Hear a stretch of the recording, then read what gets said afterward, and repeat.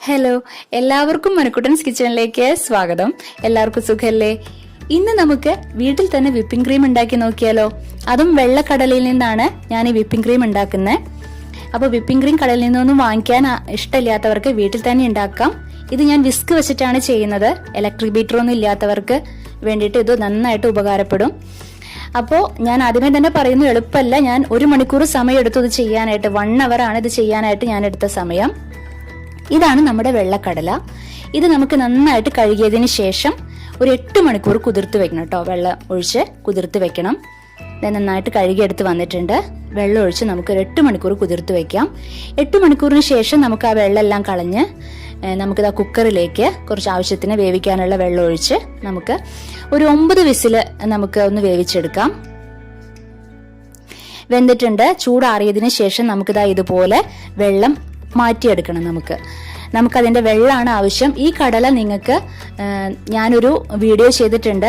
നല്ലൊരു 4 മണി പലഹാരമാണ്. തമിഴ്നാട് സ്പെഷ്യൽ സുണ്ടൽ എന്ന് പറഞ്ഞിട്ട് നല്ല ചായക്ക് അടിപൊളിയാണ്. അപ്പൊ എല്ലാവരും അത് ചെയ്യുക. അതിന്റെ ലിങ്ക് ഞാൻ ഡിസ്ക്രിപ്ഷൻ ബോക്സിൽ ഇടുന്നുണ്ട് കേട്ടോ.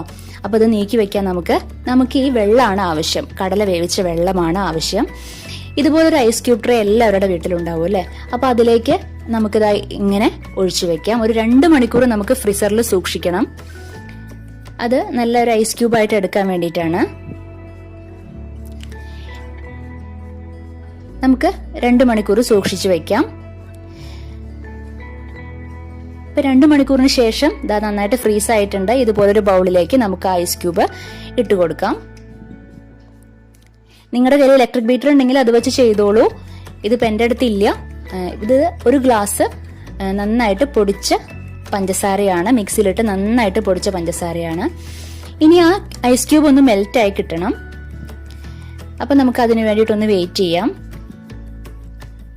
മെൽറ്റ് ആയിട്ടുണ്ട്. ഇനി ഒരേ ഡയറക്ഷനിൽ തന്നെ ഇതുപോലെ നന്നായിട്ടൊന്ന് ആദ്യം ഒന്ന് സാവധാനം ഇതുപോലെ ഒന്ന് വിസ്ക് ചെയ്തുകൊണ്ടിരിക്കുക. ഇലക്ട്രിക് ബീറ്റർ ഉണ്ടെങ്കിൽ കുറച്ചുകൂടെ ഈസി ആയിരിക്കും നിങ്ങൾക്ക്. അതുള്ളവർ അത് വെച്ച് ചെയ്യുക, ഇല്ലാത്തവർ ഇതുപോലെ ചെയ്യുക.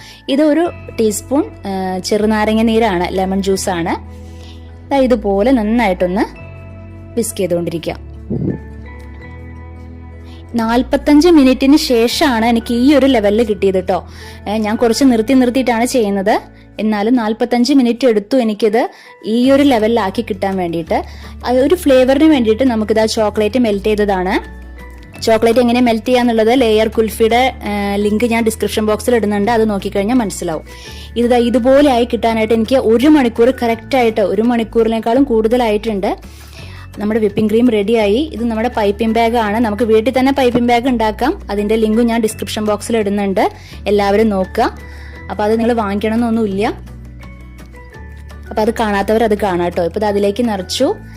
നോസിൽ വെച്ചിട്ട് ഇതുപോലെ കണ്ടില്ലേ? നമ്മള് ഇലക്ട്രിക് ബീറ്റർ വെച്ച അത്രയ്ക്കൊന്നും പെർഫെക്റ്റ് അല്ല. എന്നാലും നമ്മുടെ ഒരു സാറ്റിസ്ഫാക്ഷൻ നമുക്ക് കിട്ടും. എന്തായാലും ഉറപ്പാണ്. കുറച്ച് കഷ്ടപ്പെടണം, അത്രേ ഉള്ളൂ. കണ്ടില്ലേ, നമ്മുടെ വിപ്പിംഗ് ക്രീം റെഡി ആയിട്ടുണ്ട് കേക്കിനൊക്കെ വേണ്ടിയിട്ടുള്ളത്. അപ്പോൾ എല്ലാവരും ട്രൈ ചെയ്യുക.